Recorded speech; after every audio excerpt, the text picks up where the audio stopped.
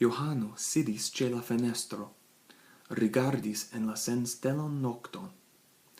Extere grincis la Siberia frosto. Quasau nemesorebla mortuco cushis la dica nedstavolo sur la tero.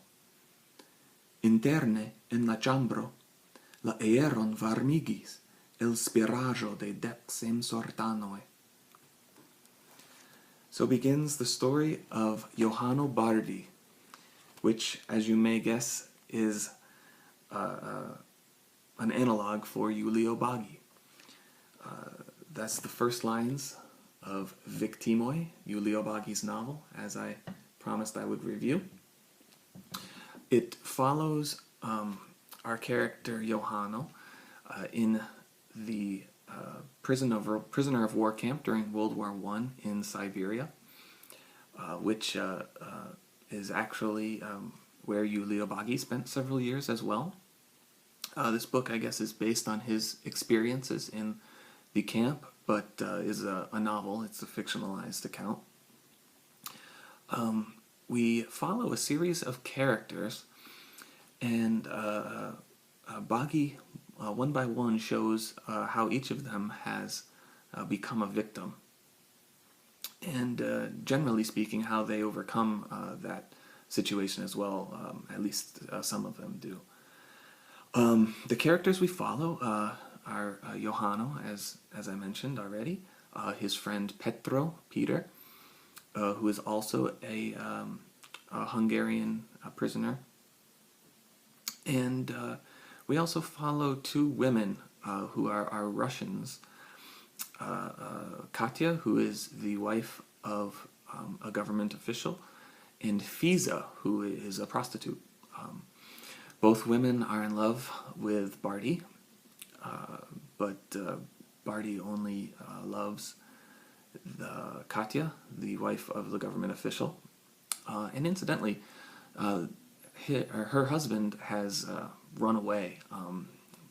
The government had evacuated, essentially, because the area becomes overrun by Bolshevik revolutionaries.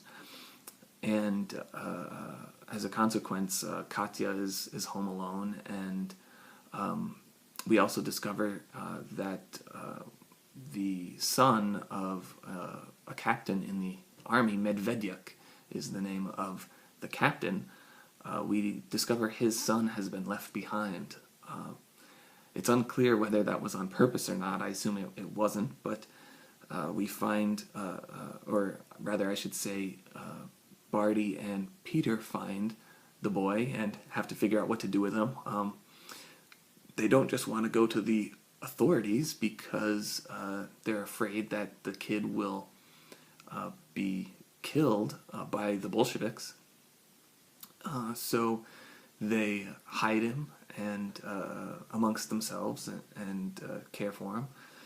And so we follow that train of thought, and we follow the two women as they vie for Baghy's affections, and it's an interesting prisoner of war camp as well, because Baghy puts on a series of plays. Apparently the prisoners are given a certain amount of freedom. They're allowed to go into the city, and Baghy puts on these shows, and so that was a bit unexpected. When I heard that it was about a prisoner of war camp, I wasn't quite expecting that, but Baghy becomes relatively popular because he produces these shows and acts in them as well. Before the war, he was a Hungarian actor, and Baghy, the author, was a Hungarian actor as well, as you might guess. So it's an interesting story that was serialized, I've read, in an Esperanto journal, magazine of the day called Literatura Mondo, which appeared for a number of years under the editorial prowess of Baghy and another gentleman named Kalman Koloksky. And these guys, along with Tividar Soros, who I mentioned in earlier videos, put this magazine together and ran it for a number of years.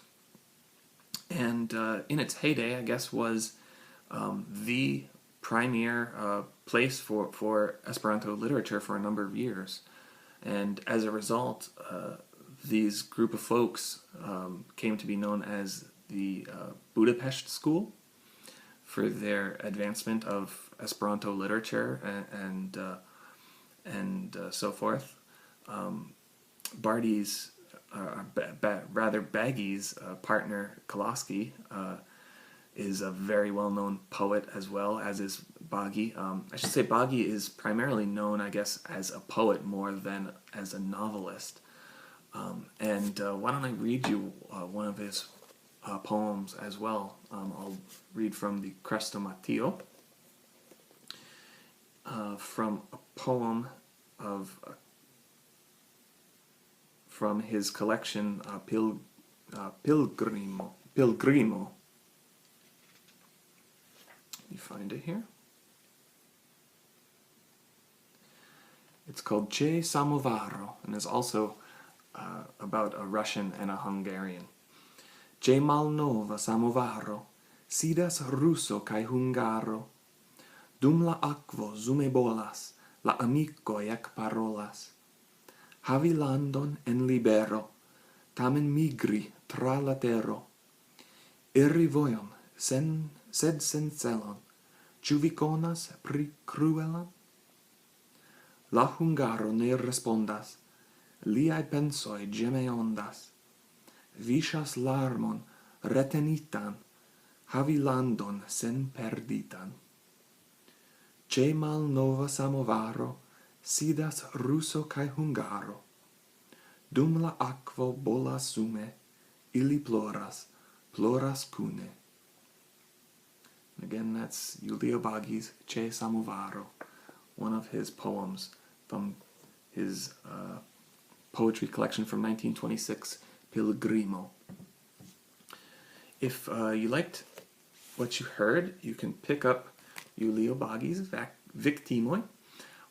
It was the first Esperanto book I read that was not intended for beginners, so it's not too difficult to read. The vocabulary isn't too hard, and it's written in a relatively clear Esperanto, so it's easy to understand for new post-beginners, as it were. So check Julio Baghy out. I know I will be checking out some of his other work as well, including the sequel to Viktimoj called Sur Sangatero. So, bye for now.